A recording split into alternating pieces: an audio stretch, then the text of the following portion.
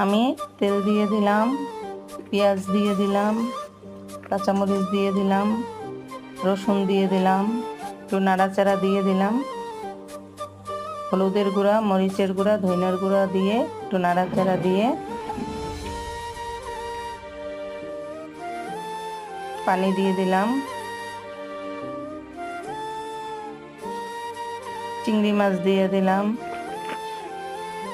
চিংড়ি মাছটা একটু নাড়াচাড়া দিয়ে দিলাম, একটু পানি দিয়ে দিলাম, পুঁই শাক দিয়ে দিলাম, কাঁঠালের বিচি দিয়ে দিলাম, একটু নাড়াচাড়া দিয়ে দিলাম,